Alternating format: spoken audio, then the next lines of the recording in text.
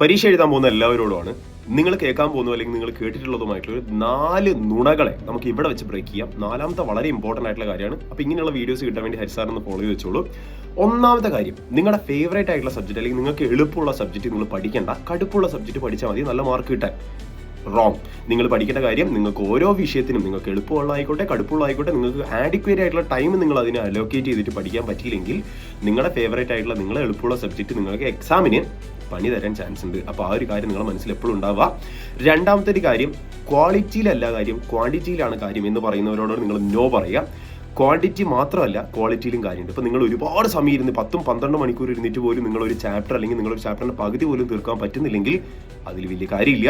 നിങ്ങൾ കുറച്ച് സമയം ഇരുന്നിട്ട് നിങ്ങൾക്ക് എല്ലാ കാര്യങ്ങളും വ്യക്തമായിട്ട് നിങ്ങളെ തലയിൽ കയറാൻ പറ്റുന്നുണ്ടെങ്കിൽ ക്വാളിറ്റി, അതാണ് ക്വാളിറ്റി. അപ്പം ക്വാണ്ടിറ്റിയിലല്ല കാര്യം ക്വാളിറ്റിയിലാണ് കാര്യം എന്നുള്ള കാര്യം നിങ്ങൾ മനസ്സിൽ വരിക.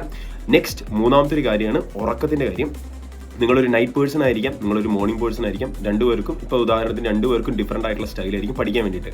അതിൽ നൈറ്റ് പേഴ്സൺസിനോടാണ് എനിക്ക് പറയാനുള്ളത്, നിങ്ങൾ പഠിക്കാതിരിക്കുന്ന സമയത്ത് രാത്രി ഒരുപാട് നേരം ഇരുന്ന് പഠിക്കുന്നുണ്ടെങ്കിൽ പിറ്റേ ദിവസത്തെ എക്സാമിൻ്റെ ടൈം നിങ്ങളുടെ മനസ്സിൽ എപ്പോഴും ഉണ്ടായിരിക്കണം. ഇപ്പോൾ രാവിലെയാണ് പിറ്റേ ദിവസത്തെ എക്സാം എങ്കിൽ സ്വാഭാവികമായിട്ട് നിങ്ങൾ രാത്രി ഒരുപാട് നേരം ഇരുന്ന് പഠിക്കാനിരുന്ന് കഴിഞ്ഞാൽ സ്വാഭാവികമായിട്ടും അതിൻ്റെ ഇമ്പാക്റ്റ്, നിങ്ങൾ ആ സാക്രിഫൈസ് ചെയ്യുന്ന ഉറക്കത്തിൻ്റെ ഇമ്പാക്റ്റ് പിറ്റേ ദിവസം രാവിലെ എക്സാം ഹാളിലായിരിക്കും നിങ്ങൾ കാണാൻ പോകുന്നത്. അപ്പോൾ പിറ്റേ ദിവസം രാവിലെയാണ് എക്സാം എങ്കിൽ കുറച്ച് നേരെ മുന്നേ ഇരുന്ന് പഠിക്കാൻ ശ്രമിക്കുക, രാത്രി അധികം നേരം ഇരിക്കാതിരിക്കാൻ ശ്രമിക്കുക. അവസാനത്തെയാണ് 4ാമത്തെ. ഇത് കുറേ പേരൊന്നും സാറിനോട് സപ്പോർട്ട് ചെയ്യാൻ പോകില്ല എന്ന് എനിക്കറിയാം.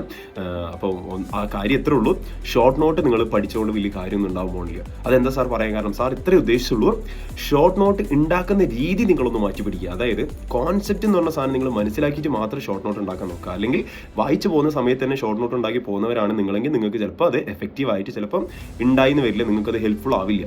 സാറിന് ഇത്രേ പറയുള്ളൂ, സാറിൻ്റെ അനുഭവം വെച്ച് പറയുകയാണ്.